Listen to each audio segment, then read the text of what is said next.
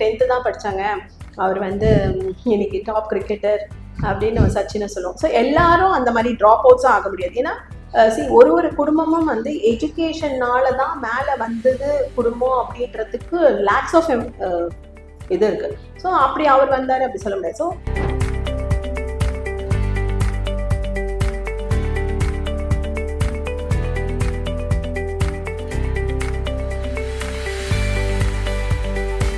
But இந்த love marriages வந்து அவங்களே டெசிஷன் எடுக்கிறாங்க. அதுவே வந்து ரொம்ப ஷார்ட் டேர்மில் தான் அவங்க டிசைட் பண்ணிடுவாங்க. அவங்களுக்கு தெரியவும் தெரியாது. சிலது வந்து ஆக்சுவல் லவ்னு கூட அவங்க ஃபீல் பண்ணியிருக்க மாட்டாங்க. பட் அவங்க வந்து தேவிசே நாங்கள் வந்து லவ் பண்ணோம், நாங்கள் 2 பேர் தான் கப்பலாக இருக்கணும் அப்படின்னு ஒரு ஷார்ட்டான டெசிஷன் எடுப்பாங்க. மற்ற விஷயங்கள் அவங்களுக்கு தெரியாது.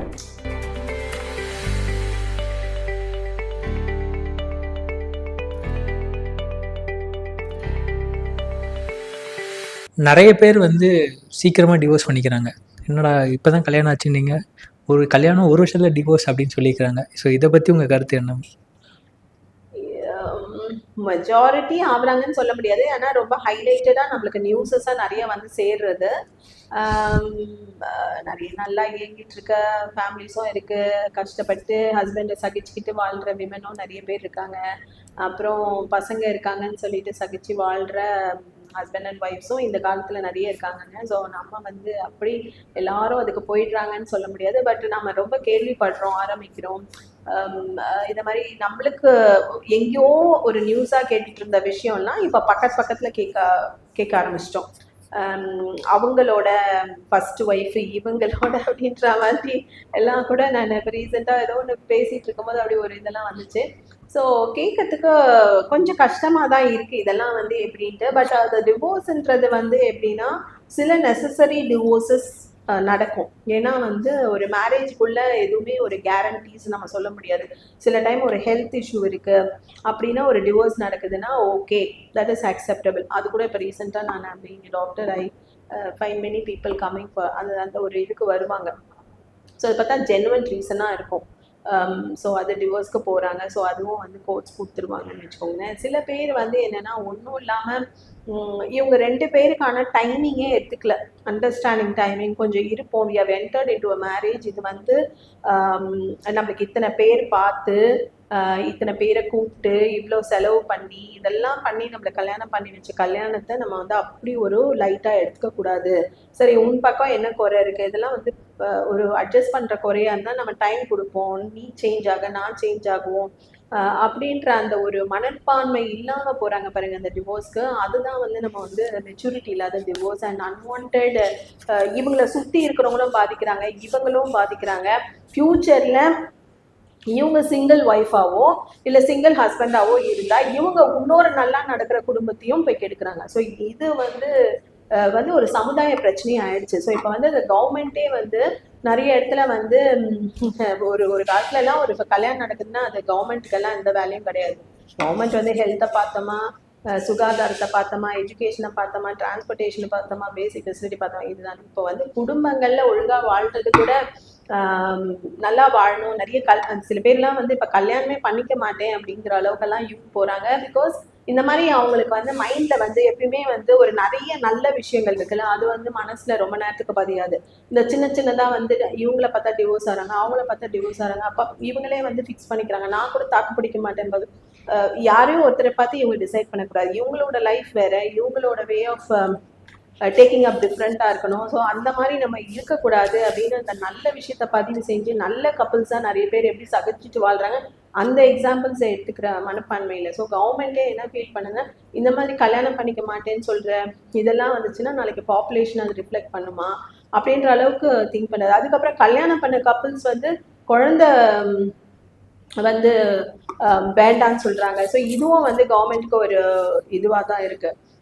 அதுக்கப்புறம் வந்து சில கவர்மெண்ட்ஸ் பார்த்தீங்கன்னா இப்போ ஆந்திர பிரதேஷ்லேயே வந்து இப்போ கோயிங் டு ஹேவ் மோர் சில்ட்ரன்னா நிறைய பசங்க வச்சுட்டிங்கன்னா நாங்கள் கவர்மெண்ட் எடுத்துக்கிறோம் ரெஸ்பான்சிபிலிட்டி ஃபார் த எஜுகேஷன் அப்படியெல்லாம் கூட சுச்சுவேஷன்ஸ் அளவுக்கு குடும்ப விஷயத்துக்கு கூட ஒரு கவர்மெண்ட் ரூல் போடுற அளவுக்கு இப்போ வந்துச்சு. அதுக்கு முன்ன என்ன பாப்புலேஷன் நிறைய இருக்கும், 2 குழந்தை போதும்னு சொன்ன காலம், ஒரு குழந்தையே போதும்னு சொன்ன காலம். இப்போ வந்து கல்யாணம் பண்ணிக்கோங்க, ஒழுங்கா வாழுங்க, என்ன சொல்றது, வாழ்ந்து கொஞ்சம் உங்க வி நீட் சில்ட்ரனும் வேணும், அதெல்லாம் யோசிங்கன்றது கூட தேவைப்படுற சுச்சுவேஷனுக்கு நம்ம ஃபேமிலிஸ் வந்துருச்சுன்னா பேசிக்காக வந்து எல்லாமே ரொம்ப ஃபாஸ்ட்டாக இருக்குது உலகத்தில். சரி, அதுவும் ஒன் ஆஃப் த ரீசன் இல்லையா? நம்ம வந்து எல்லாரும் ஃபாஸ்ட்டாக யோசிக்க ஆரம்பிக்கிறோம்.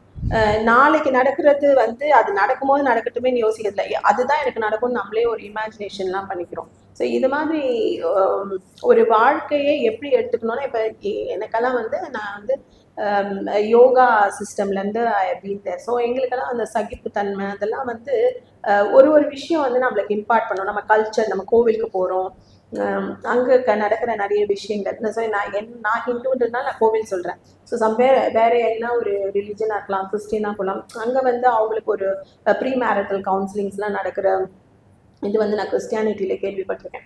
அதே மாதிரி ஸோ ஒரு ஒரு ரிலிஜனுக்கு ஒரு ஒரு வேல்யூஸ் இருக்கும். யாருமே வந்து எந்த ரிலிஜனுமே வந்து நீ குடும்பத்தை பிரிஞ்சிரு, இப்படி இரு அப்படி இருன்னு எந்த ரிலிஜனுமே சொல்ல.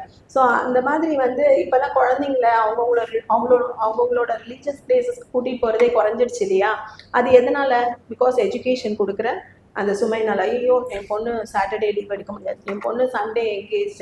அதுவும் அந்த பசங்க வந்து 6th வந்துருச்சுனாலே இப்போ ஏதாவது ஒரு ஐஐடி என்ட்ரன்ஸில் போடுறேன், நீட்டில் போடுறேன், இப்போயே ஆரம்பிச்சிடுவாங்க. உங்களுக்கு பாவம் அந்த பசங்களோட அந்த லைஃபோட என்ஜாய்மெண்ட்டும் இல்லை. இப்போ அவங்களுக்கு வந்து சின்ன வயசுலேயே ஸ்ட்ரெஸ் கொடுக்குறாங்க. ஸோ இதெல்லாம் கொஞ்சம் மாறணும். சரி, நம்மளுக்கு வந்து அல்டிமேட்டாக நம்ம வந்து என்ன சம்பாதிச்சாலும் நம்ம வந்து நிம்மதியாக இருக்கிறோமா, ஆரோக்கியமாக இருக்கிறோமா.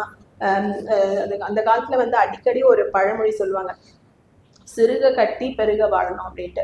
ஸோ எப்படி சின்ன கம்மியா வச்சிருந்தாலும் அதுல எப்படி ஹாப்பியா இருக்கணும் அப்படின்ற ஒரு மனப்பான்மை அவங்களுக்கு இருந்ததுன்னா, சரி நம்ம இதை படிக்கிறோம், ஓகே வில் ட்ரை, என்ட்ரன்ஸ் வரும்போது நம்ம படிப்போம், அதுக்கான எஃபர்ட்டை போடுவோம், நம்ம வந்தா பார்ப்போம், வரலனாலும் நிறைய உலகம் பெருசா இருக்கு இல்லையா? ஒரு நம்ம நிறைய எக்ஸாம்பிள் சொல்லுவாங்க. இவங்க 10th தான் படிச்சாங்க, அவர் வந்து இன்னைக்கு டாப் கிரிக்கெட்டர் அப்படின்னு நம்ம சச்சினை சொல்லுவோம். ஸோ எல்லாரும் அந்த மாதிரி ட்ராப் அவுட்ஸும் ஆக முடியாது. ஏன்னா ஒரு ஒரு குடும்பமும் வந்து எஜுகேஷன்னால தான் மேலே வந்தது குடும்பம் அப்படின்றதுக்கு லேக்ஸ் ஆஃப் இது இருக்கு. ஸோ அப்படி அவர் வந்தார் அப்படி சொல்ல முடியாது. ஸோ நீ வந்து உன்னோட கடமையை செய்வோம். நம்ம இந்த பேரண்ட், அது கவர்மெண்ட் ஸ்கூலில் போட்டாங்களோ இல்லை மெட்ரிக்கில் போட்டாங்களோ இல்லை சிபிஎஸ்சியில் போட்டாங்களோ இல்லை இன்டர்நேஷ்னல் போட்டாங்களோ, நம்ம கொடுத்ததை நம்ம கரெக்டாக பண்ணுவோம். நமக்கு வந்து அதில் சிலது வந்து சில இன்டர்நேஷ்னல் ஸ்டாண்டர்ட் ஸ்கூல்ஸ் போகும்போது அந்த கல்ச்சர் வரும்போது எதை தவிர்க்கணும், நம்ம எதுக்காக நம்ம அந்த ஸ்டாண்டர்ட் போகிறோம்னா நம்ம கொஞ்சம் வேர்ல்டு லெவல் காம்படிஷனில் நம்மளால் ஃபேஸ் பண்ண முடியும்னு நம்ம பேரண்ட்ஸ்க்கு அஃபோர்டபிலிட்டி இருந்ததுன்னு போட்டாங்க. ஸோ அதை மட்டும் தான் நம்ம பார்த்துக்கணும் சார். அதுக்குள்ளே இருக்கிற அந்த கல்ச்சருக்குள்ளே போகிறது இது எல்லாத்துக்கான ஒரு இது இல்லைல்ல. இதுதான் மெயின் ரீசன். ஸோ இதுக்கு வந்து ஆண் காரணமா பெண் காரணம்? இப்போ ஈக்குவல், இப்போ வந்து education is equal for all. So பெண்ணும் ஈக்குவலாக எஜுகேட் ஆகுறாங்க. இல்லை நான் கேட்குறது வந்து பசங்களை இப்படி திணிக்கிறதோ இல்லை விவாகரத்துக்கோ காரணம், இல்லை குடும்பத்தில் இருக்க சண்டைக்கு காரணம் வந்து ஆணா பெண்ணா? ஈக்குவல் சொல்லலாம்ப்பா. ஒரு சில கேசஸில் பார்த்தீங்கன்னா அந்த பெண்ணால் தான் பிரச்சனை வருது. பெண்ணுக்கு வந்து என்னென்னா ஓவர் டிமாண்ட்ஸ், ஓவர் எக்ஸ்பெக்டேஷன், இந்த மாதிரி கேட்டகரி இருக்குது. ரொம்ப கம்மியான பெண்கள் தான் நம்ம பார்க்க முடியும், எனக்கு இருக்கிறத வச்சு நான் சந்தோஷமாக இருப்பேன், எனக்கு இதுதான் வந்து இது போதும் எனக்கு அப்படின்னு சொல்கிற பெண்கள் வந்து கொஞ்சம் குறைஞ்சிட்டாங்கன்னு அது நம்ம சொல்லலாம். அது வந்து அவங்களுக்கு அந்த ஐடியா இல்லை. நானே இப்போ தான் ரீசெண்ட் டைமில் பார்த்தேன். ஸோ அதான் சொல்கிறேனே, அந்த பெண்களுக்கு வந்து என்னென்னா ரொம்ப கம்மியாக குறைஞ்சிட்டாங்க இந்த பெண்கள். அந்த வேல்யூஸோட மனப்பான்மை இருக்கு இல்லையா? நான் வந்து எனக்கு இதுதான் ஹாப்பினஸ் கொடுக்கும், அவங்க நல்ல பர்சனாக இருக்காங்களா, என் மேலே உண்மையிலே பாசமாக இருப்பாங்களா அப்படின்னு அந்த இது இருக்கு இல்லையா? அது வந்து எல்லா பெண்ணுக்கும் அதுவும் வேணும். அதுவும் வேணும், நிறைய வேணுன்றது கிடைக்காது. இதுதான் ஒன்றுத்துல ஃபோக்கஸ் பண்ணுறோம், இதுதான் நமக்கு முக்கியம்னா அது நம்ம வந்து பணத்துக்கு போயிட்டோம்னு வச்சுக்கோங்களேன், அப்போ சில விஷயங்கள் நமக்கு அங்கே இருக்காது. நம்ம பெருசாக ரெஸ்பெக்ட் பண்ண மாட்டோம். ஆனால் நம்ம என்ன கேட்போம், நானும் ரெஸ்பெக்ட் பண்ணப்படணும்னு கேட்போம். ஸோ இது வந்து அந்த ஆணும் ரோல் இருக்குன்னு வச்சுக்கோங்களேன், அந்த பாயோட ஃபேமிலிக்கும் ரோல் இருக்குது. என்ன பண்ணுறது? ஸோ வி கான் சே இது வந்து மென்டாலிட்டி சேஞ்சுன்னு தான் நம்ம சொல்லணும். ஸோ பெண்களா ஆண்களான்னு பார்த்தீங்கன்னா ஈக்குவலாக 2 பேராலையும் பிரச்சனைகள் வருது. ஒரு நல்ல பையனுக்கு ஒரு கரெக்டான இன்டென்ஷன் இல்லாமல் ஒரு பொண்ணு அமைஞ்சா அதுவும் பிரச்சனை. ஸோ நல்ல பொண்ணாக இருக்கும், அந்த பையன் வந்து ஹேண்டில் பண்ண தெரியாது, ஒரு ஒய்ஃபை எப்படி ரெஸ்பெக்ட் பண்ணணும், ஹேண்டில் பண்ணணும், எப்படி இம்பார்ட்டன்ஸ் கொடுக்கணும் அப்படின்றது தெரியாத குரூப்பும் இருக்குது. ஸோ அது நமக்கு எப்படி சொல்ல முடியும்? அரேஞ்ச் மேரேஜில் இப்படி தான் கோத்து விட்றாங்க, அதனால ஒன்றும் பண்ண முடியாது. இந்த மாதிரி விஷயத்த தவிர்க்கிறதுக்கு வந்து அரேஞ்ச் பெஸ்ட்டாக இல்லை லவ் பெஸ்ட்டாக? லவ் பண்ணி கல்யாணம் பண்ணிக்கிறது ரொம்ப பெஸ்ட்டான விஷயமா, இல்லை அரேஞ்ச் பண்ணி கல்யாணம் பண்ணிக்கிறது ரொம்ப பெஸ்ட்டான விஷயம்? ஆனால் இப்போ டிவோர்ஸாக கனெக்ட் பண்ணி பார்த்தா லவ் தான் அதிகமாக இருக்குது அரேஞ்சை விட. ஸோ அது அது ஒரு வேளை முன்னாடி கல்யாணத்துக்கு அப்புறமா இருக்க ரிலேஷன்ஷிப் கல்யாணத்துக்கு முன்னாடியே பண்ணிட்டனால கல்யாணத்துக்கு அப்புறமா போர் அடிக்குதோ அப்படின்ற ஒரு கேள்வியும் வருது.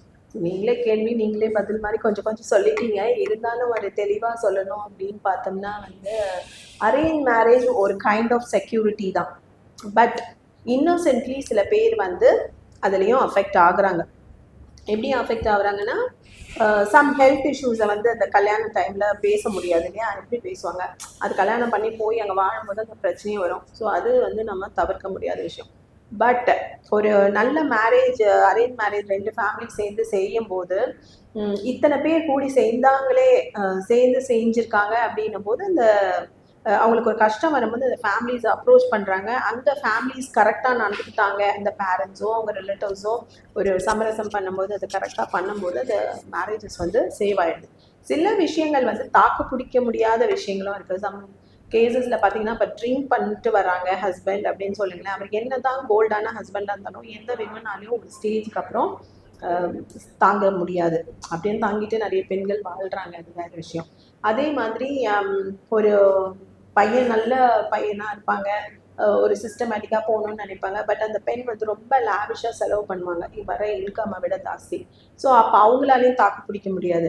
பட் அப்படியும் தாக்கு பிடிச்சி வாழ்ந்துட்டு இருக்கவங்களும் இருந்துட்டு தான் இருக்காங்க. ஸோ அதை பார்த்தீங்கன்னா அந்த பர்சன்டேஜ் வந்து இந்த மாதிரி நான் சொன்னேன் இல்லையா, டிவோர்ஸ் நெசசிட்டியாக இருக்கிறதுல ஏதோ ஒரு சில மேரேஜஸ் ஃபெயிலியர் ஆகும் அரேஞ்ச் மேரேஜில். அண்ட் கூடுதலாக கொஞ்சம் சகிப்புத்தன்மை கொஞ்சம் ப்ரொலாங், அதுவும் கொஞ்சம் குழந்தை வந்துச்சுன்னா இன்னும் பார்த்தீங்கன்னா 2 ஃபேமிலிஸ் வந்து ரொம்ப காம்ப்ரமைஸ் பண்ணி குழந்தைக்காக வாழுங்க சொல்லி அப்படியே வாழ்கிறவங்க நிறைய பேர் இருக்காங்க. டிவோர்ஸ் வந்து ரொம்ப எக்ஸ்ட்ரீம் கேஸில் தான் போகுது. ரொம்ப அடமெண்ட் விமனாக இருக்கலாம், ரொம்ப டார்ச்சரபிள் ஒரு மேலாக இருக்கலாம். பட் இந்த லவ் மேரேஜஸ் வந்து அவங்களே டெசிஷன் எடுக்கிறாங்க. அதுவே வந்து ரொம்ப ஷார்ட் டேர்மில் தான் அவங்க டிசைட் பண்ணிடுவாங்க. அவங்களுக்கு தெரியவும் தெரியாது. சிலது வந்து ஆக்சுவல் லவ்னு கூட அவங்க ஃபீல் பண்ணியிருக்க மாட்டாங்க. பட் அவங்க வந்து தேவிட்ஸே நாங்கள் வந்து லவ் பண்ணோம், நாங்கள் 2 பேர் தான் கப்பலாக இருக்கணும் அப்படின்னு ஒரு ஷார்ட்டான டெசிஷன் எடுப்பாங்க. மற்ற விஷயங்கள் அவங்களுக்கு தெரியாது. ஒரே ஒரு அந்த லவ் பேராமீட்டரை தவிர மற்ற விஷயங்கள் இருக்கு இல்லையா, அந்த ஒரு வாழ்க்கைன்னு என்ட்ரு பண்ணால் 2 பேர் என்னென்ன விட்டு கொடுக்க வேண்டியது இருக்கும், என்ன அட்ஜஸ்ட் பண்ண வேண்டியது இருக்கும், இந்த ஃபேமிலிக்கு என்ன பண்ண வேண்டியது இருக்கும், நான் என்ன பண்ண வேண்டியது இருக்கும், ஏன் ரோல் என்ன, உன் ரோல் என்னன்ற அந்த டிஸ்கஷனே பண்ணாமல் அந்த போகும்போது அவங்களுக்குள்ள அந்த ஃபைட்ஸ் வெடிக்கும் போது அதை வந்து ஒரு சொல்யூஷனாக போய் அவங்க ஒரு ப்ராப்பராக யாரும் இருக்க மாட்டாங்க கைட் பண்ணுறதுக்கு. So take it for granted, நம்ம டிவோர்ஸ் போயிடுவோம் அப்படின்னு போய் நிற்கிற கேட்டகரி லவ் மேரேஜஸில் தான் எனக்கு தெரிஞ்சு நிறைய அதிருப்திகள் வருது. நீங்கள் சொன்ன மாதிரி ஒன் ஆஃப் த ரீசன் வந்து லவ் பண்ணுற டைம்லேயே எல்லாமே இது இன்வால்வ் ஆகிடுறாங்க. மேரேஜ் வந்து ஒரு ஃபார்மாலிட்டி மாதிரி ஆகுது. அப்புறம் இந்த மேரேஜ்னு ஒரு சிஸ்டம்குள்ளே வரும்போது தான் 2 பேருக்கும் ரெஸ்பான்சிபிலிட்டி புரியுது. அப்போ அந்த ரெஸ்பான்சிபிலிட்டிஸை ஏற்றுக்கிற ஒரு பக்குவத்தில் அவங்க இல்லை. சரி, பக்குவத்தில் தான் இல்லை, நம்ம ப்ராக்டிஸ் பண்ணுவோம், அந்த டைமை கொடுப்போன்றதுக்கும் 2 பேருக்கும் கிடையாது. ஷார்ட் டேர்மில் டிவோர்ஸ் பண்ணிட்டு போயிட்டாங்க. இப்போ இந்த மாதிரி கல்யாணம் ஆகி ஒரு சீக்கிர நேரத்திலே வந்து டிவோர்ஸ் பண்ணாங்கன்னா இவங்க they become burden for themselves, அவங்க கூட இருக்கவங்களுக்கு ப்ளஸ் ஆல்சோ சொசைட்டி. இப்போ இந்த பெண் என்ன பண்ணுவாங்க சொல்லுங்கள், எவ்வளோ நாளைக்கு சிங்கிளாக இருப்பாங்க? இவங்களுக்கு வந்து வேறு யாருன்னா ஃபேமிலியிலேருந்து ஒருத்தர் வந்து அப்ரோச் பண்ணுவார். ஸோ அந்த ஃபேமிலி என்ன ஆகுறது? ஸோ இவங்க வந்து ஒரு டிவோர்ஸே தான் தேடி போவாங்களான்னு சொன்னீங்கன்னா அதுவும் இருக்காது. அதே மாதிரி ஒரு மேலும் அதே தான் பிரச்சனை. அவரும் வந்து ஒரு கல்யாணம் ஆனதை மறைச்சி கூட ஒரு கல்யாணம் ஆகாத பெண்ணை இது பண்ணலாம். ஸோ அந்த எப்பயுமே எப்போ அந்த உண்மைத்தனம் இல்லை, அந்த சகிப்புத்தன்மை இல்லை, அந்த ஒரு மேரேஜோட வேல்யூஸ் என்னன்னு தெரியாமே அதுக்குள்ளே இம்பார்ட் ஆகிடுறது. அப்படி நம்ம அதுக்குள்ளே போயிட்டோம்னா அதில் நின்று நம்ம ஜெயிக்கணும் அந்த ஒரு இது இல்லாத தனம் தான் இப்போ இருக்குது. ஸோ அந்த ஃபாஸ்ட் வேர்ல்டு இல்லையா, இப்போ பாருங்கள், உங்களுக்கு வந்து உங்கள் வீட்டிலேருந்தே ஒரு அம்மாவே ஃபோன் பண்ணலாம். நீங்கள் ஒரு முக்கியமான போஸ்ட்டில் ஒரு முக்கியமான வேலையில் இருக்கலாம். நீங்கள் முக்கியமான போஸ்ட்டில் தான் இல்லை, நீங்கள் ஒரு நார்மல் ஒரு எக்ஸிக்யூட்டிவ் போஸ்ட்டில் கூட இருக்கீங்க. உங்களுக்குன்னு ஒரு வேலை திணிக்கப்பட்டிருக்கும். உங்கள் அம்மாவோட காலை இப்போ எடுத்து நீங்கள் அட்டன் பண்ணுவீங்களா?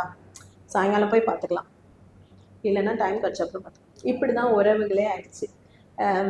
அது வந்து நம்ம காலத்தின் சூழ்நிலைன்னு நம்ம சொல்கிறதா, இல்லை நம்ம ஒரு ப்ரெஷர் குக்கர் மாதிரி நம்ம எல்லா மக்களையும் உள்ள போட்டு நம்ம ஓடிட்டு இருக்கதோ ஒரு இதுவாக நம்ம சொல்கிறதா அப்படின்னும் போது அந்த இதுக்கும் ஒரு ரோல் இருக்குது. பட் இதெல்லாம் தவிர்த்து யோசிக்கிறவங்கன்றது எத்தனை பேர் இருப்பாங்க?